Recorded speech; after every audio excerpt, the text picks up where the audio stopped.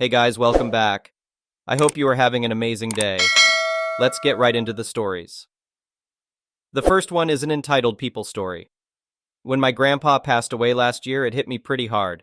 He was like a father to me growing up, always there to offer advice or lend a hand. Grandpa left me his cozy little house in the suburbs, which immediately became my most prized possession. It was a tangible connection to the man who meant so much to me. After the funeral, I needed some time to grieve before I could bear to set foot in that house again. When I finally mustered up the courage, 6 months had gone by. I took a deep breath and unlocked the front door, memories of Grandpa flooding my mind. The familiar creak of the floorboards, his favorite recliner by the fireplace, the faded family photos lining the hallway. This place that had given me so much joy now also carried a bittersweet ache. I spent the day cleaning and rearranging the house, keeping Grandpa's essence alive in my own way. The next morning, as I sipped coffee on the front porch, an SUV pulled up across the street. A couple emerged, along with 3 teenagers who I assumed were their kids. New neighbors, it seemed. I waved politely as they unloaded boxes and suitcases. Later that afternoon, I was reading in the study when the doorbell rang unexpectedly. I opened the door to find the woman from the new family standing on my porch. "Hi there!" she exclaimed brightly. "I'm Joan from across the street. Just wanted to introduce myself and my family to our new neighbor." I welcomed them and we made some small talk about the neighborhood and their move. Everything seemed perfectly normal and friendly at first. Then things took an odd turn. "So, this was your grandfather's house?" Joan asked, peering over my shoulder into the study. "Yes, he left it to me when he passed away last year," I replied. Interesting," said Joan slowly as she surveyed the interior. "Because this place looks awfully similar to the house we used to live in." I didn't really know how to respond to that, so I just shrugged. No, I'm serious," Joan insisted.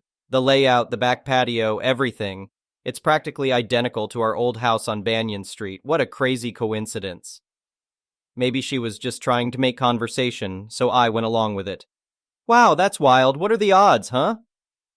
An uncomfortable silence followed. Joan's gaze drifted around the room before settling on me again.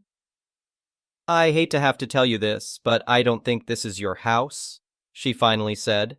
"I'm almost certain this is our old house that somehow got mixed up." It took a minute for her words to fully register. Was this woman seriously standing here claiming my house belonged to her family?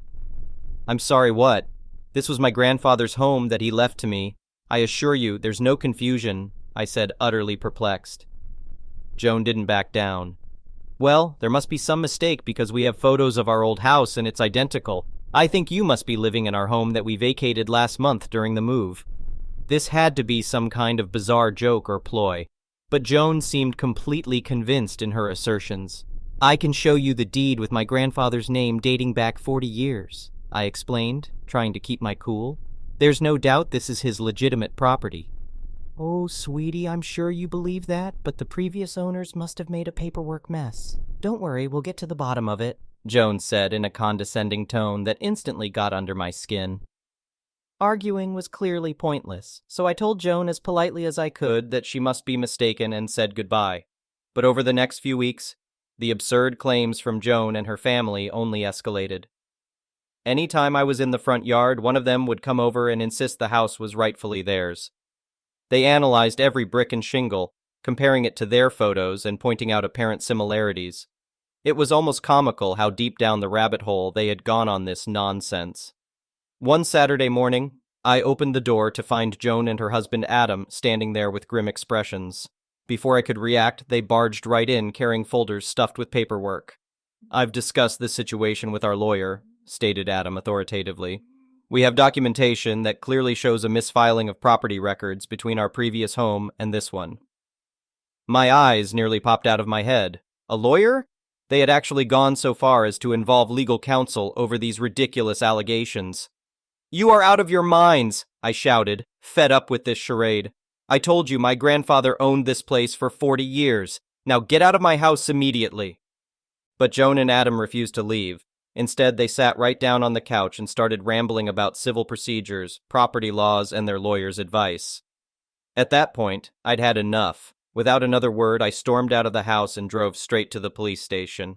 After recounting the whole insane ordeal, 2 officers accompanied me back home, where Joan and Adam were still parked on the living room couch.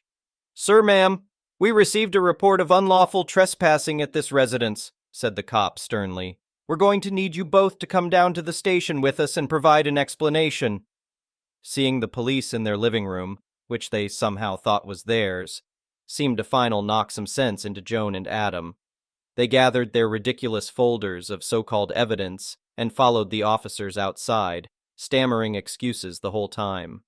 A week later, I received legal documents confirming that Joan and Adam had been served with restraining orders barring them from contacting me or coming within 500 feet of my rightful home. The papers mentioned something about an upcoming competency hearing for the couple, which seemed more than appropriate given their mental state. I have to admit, it still blows my mind whenever I look across the street and see Joan or Adam quickly whisking the kids into the house to avoid violating their restraining orders. Never in a million years could I have imagined new neighbors fabricating such an elaborate, nonsensical claim on my inherited family home. It just goes to show you have no idea who might move in across the street. But at least now, when I unlock Grandpa's front door, I can relax knowing his house belongs to me and no one can take that away. The next one is a pro-revenge story. Backstory. I worked at this hotel for over 2 years and was one of 2 people left that underwent training when our hotel changed franchises. During this training, we learned about certain rules the company enforced. Cast, manager, front desk manager who had been here for only 6 months. Me, I'm a considerate person unless faced with a bully or an entitled individual. There are a few others I'll mention as the story progresses. Story. One afternoon, I was on the 3:11 shift. Upon entering, I noticed both morning front desk coworkers looked distressed, their makeup smeared from crying. My manager appeared very agitated. I asked, "What's wrong?" The manager responded, "We have a problematic guest. He holds the highest status in the hotel chain's reward system. He's extremely demanding, constantly wants free upgrades and perks, and yells during every interaction. Every department has contacted me to complain about him. Earlier, he shouted at these 2 coworkers until they were in tears." These 2 young ladies had just graduated from high school. They were genuinely kind-hearted and loved assisting others, making this mistreatment particularly undeserved. While the manager was explaining the situation, I pulled up the guest's room details. After he finished, I noticed something interesting and couldn't help but smile. I pointed out, "Did you see he's an employee at a different hotel?" The manager answered, "Yes, but what does that matter?" I explained, "When traveling as an employee, you must maintain decorum and show respect. It's stated clearly in the fine print of the discount form."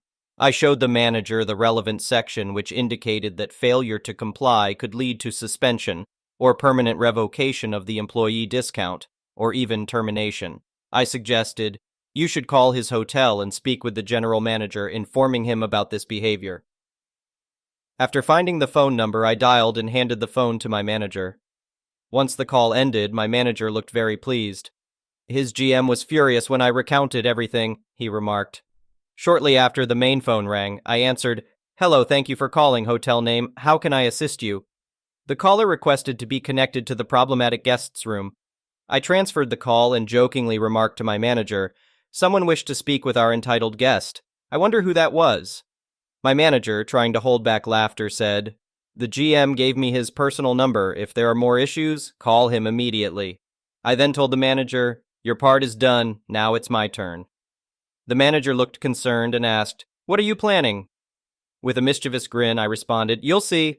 I called the hotel's reward customer service and reported the guest for using his reward account while also claiming an employee discount. I added, "I suspect if you check his history, most of his stays might have similar discrepancies." The representative initiated an investigation. Afterward, I removed the guest's rewards number from his reservation. Upon seeing this, my manager looked impressed and said, "That was brilliant." I mentioned, "I'm not done yet. It's time to inform all departments he's no longer a rewards member." I made a new room key without concierge access and visited each department. Everyone had a similar reaction upon hearing the guest's name, showing their displeasure. I updated them on the situation, advising them to contact the front desk if he caused further issues. Later, I informed the evening concierge about the changes, and she was relieved. During my rounds, the manager briefed the morning front desk staff about our actions. When I returned, they both hugged me and expressed their gratitude. The manager playfully said to me, "If I ever upset you, please let me know so I can rectify it." Later that night, the problematic guest approached the desk looking humble and mentioned his key wasn't working. I responded with a smile, "I apologize for the inconvenience. Let me make you a new key." Aftermath. The next day, I checked his rewards account and found it suspended. A week later, the account was non-existent. The next one is a petty revenge story. Background. About 25 years ago, I registered my lastname.com for my personal use. I primarily use it as an email server for my family. Regrettably, there are numerous businesses worldwide that use my last name followed by their country code for their websites and email. Consequently, I frequently receive business emails sent to my server. Most often, these bounce back, but occasionally they match the name of a current or past user on my mail server.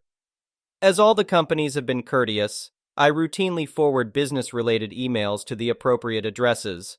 For no cost, I've set up personal email addresses for some individuals with my surname whom I've never met, provided they don't use them for spam.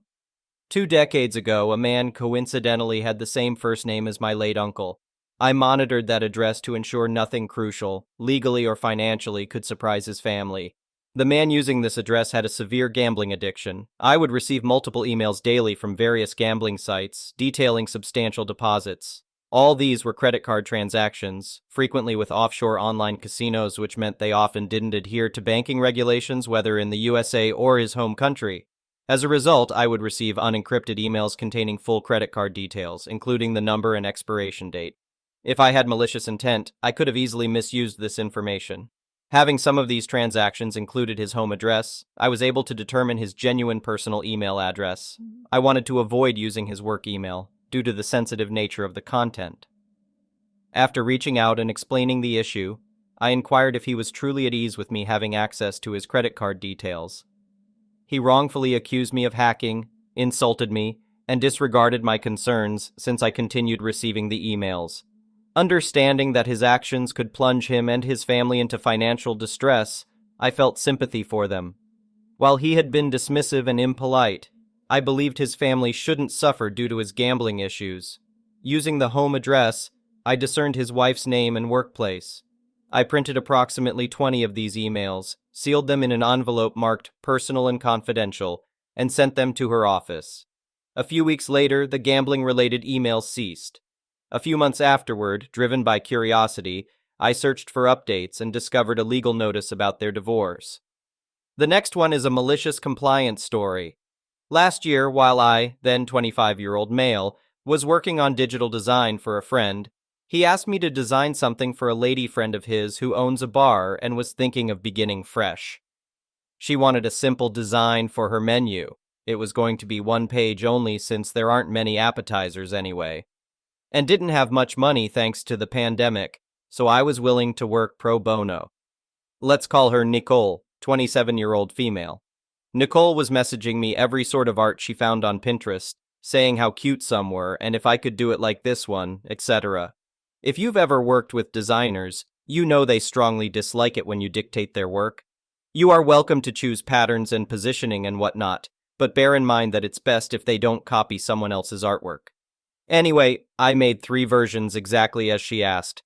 It took me around 5 days to design because she didn't like the picture that she took, or something. It happens, I was okay with it. Design 1 was too colorful, she didn't like too many colors. There were 3 main colors. 2, I don't remember what she said about it. And #3, ooh, I love it. Thank God it was over.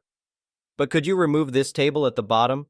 Also, the character doesn't represent my bar that much. While my degree was something out of a YouTube tutorial, I could call myself a designer since most of my clients loved my work, and some professionals were over the moon when I showed any of my projects. I never studied for real because it wasn't my career, but I digress. Nicole's sister, Natalie, around 20 years old, on the other hand, read a book and was ready for the workplace. No, really, she read 1 book about design and color theory. She went to Nicole and demanded to know why she didn't come to her in the first place. Long story short, I was in a group chat with Nicole and Natalie. being bombarded with JPGs of many cute characters holding plates. And then, on the third day, it came. The atrocious menu, as I like to call it. It was my third design without the table at the bottom, with a children's font, think Comic Sans, but worse, and a brunette cartoon girl holding a plate. I swear I've seen that girl somewhere. Nicole loved it. The only problem, apart from the rest, was that where the table was colored red in an attempt to erase it, and the girl was outlined in white. Natalie told me to fix it. One reverse image search from Google told me that the same mascot girl was used on a big food blog from our city, XYZ Foodies. Not the real name, of course. That's where I knew that mascot. I messaged both of them asking if they were really sure they wanted to use the mascot. They were. Very well. I changed my original design to match the desired one, and voila.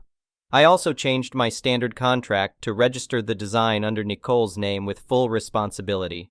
Thanks Reddit for this knowledge. Contract signed and copied, art delivered, case closed. Until 3 months later, I received a letter in my mail.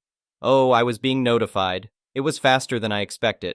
The original artist for the blog's mascot was suing me. It wasn't a formal lawsuit, I just don't know the term in English, but his lawyer went and told me I did something wrong.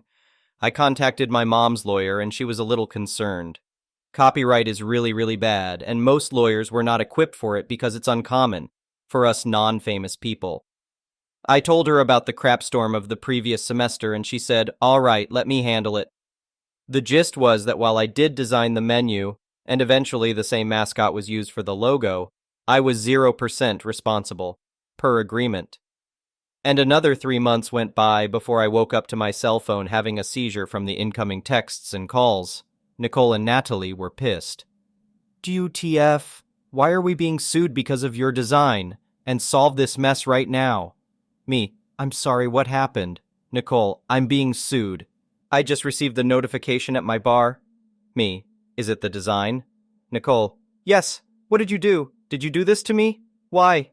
Me, I didn't do a thing. I just did what you and Natalie asked for. Natalie, what? Why are we being sued then?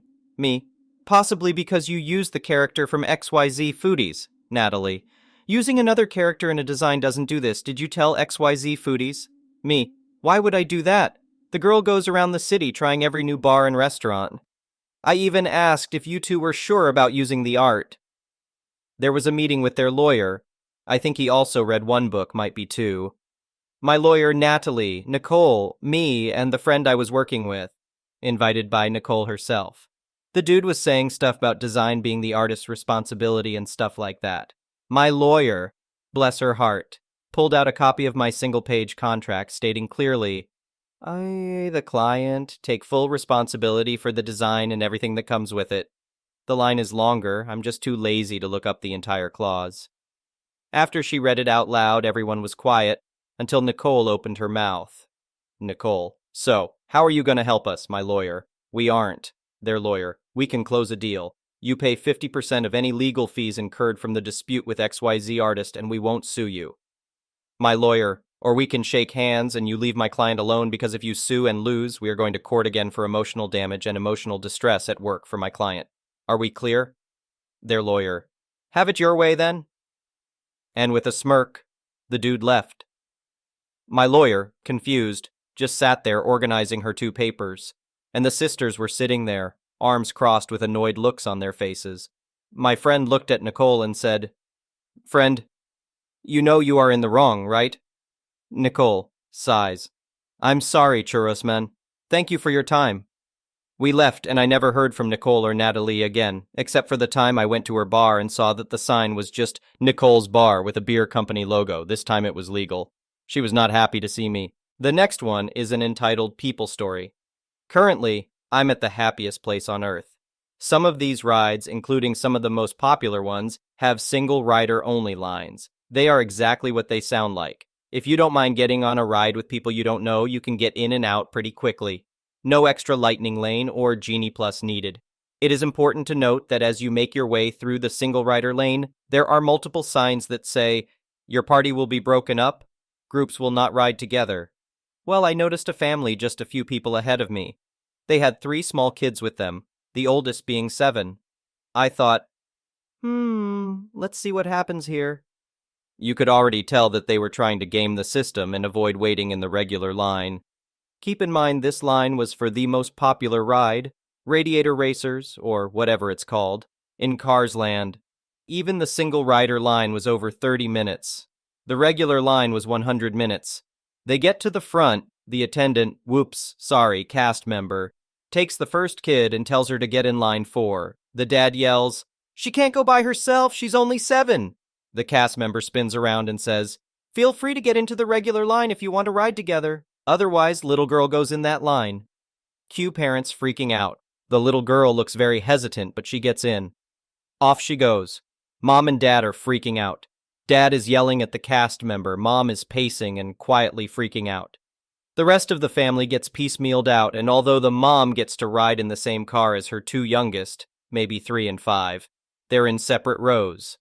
Dad stays behind to yell at the cast member again, who just keeps repeating, "Single rider line only," and continues to smoothly do his job. Dad stomps over to his seat and yells, "This is messed up," and zoom off he goes. You could tell Dad told Mom to get in that lane because it's faster, and my guess is he promised her that. "Oh, I'm sure they won't break us up." Arrogant jerk. Glad Disney didn't give in. I greatly enjoyed my ride. The next one is an entitled parent story. I, 31F, regularly travel by bus to visit my fiancée, who lives in France, until we settle down together next year. The problem is that I have a few psychological disorders that can complicate things, including schizophrenia, Tourette's, and social phobias, including a fear of babies. So I never travel without my medication, a headset that isolates me from ambient noise, and a little stuffed animal, a small fox that helps me stay calm and manage my various crises, named Bidouille. I can't learn to drive due to both my physical and mental health issues, not to mention it's much cheaper. But with every bus ride comes some adventures. Saturday was the day I was going home with an 8-hour bus journey from Paris to Belgium ahead of me. I have everything I need. No big deal, I can do it, I thought. The problem for me is the presence of a toddler with her mother. A child's screams and cries are very hard for me to bear, but I thought the baby was just plain bored because she didn't have anything with her. No toys, no plushies. Her mother was constantly on the phone. For a baby, it's a long time in her seat with nothing to do. So I just turned the volume up a little, being 3 rows behind the mother and her daughter, who was getting more and more agitated and was now screaming. From what I heard from other passengers, her diaper was full, and her mother couldn't change it, even though the driver had assured her that, if need be, he'd stop at the nearest freeway service area to allow the mother to give her daughter the necessary care. The child screamed and cried for more than 159 kilometers, around 98 miles, and her mother did nothing. Remember the fox stuffed animal? When I'm not stimming with it or holding it, I put it in my t-shirt so its head pops out. I took it with me to the bus toilet. Not the most hygienic thing to do, I agree, but I needed it to not have a breakdown because of my anxiety. Kept her in my t-shirt, and then put her on my belt until I'm back at my seat, walking past the mother and her screaming child who started yelling as if she broke a bone or something. And honestly, even I, who am afraid of children, started to worry.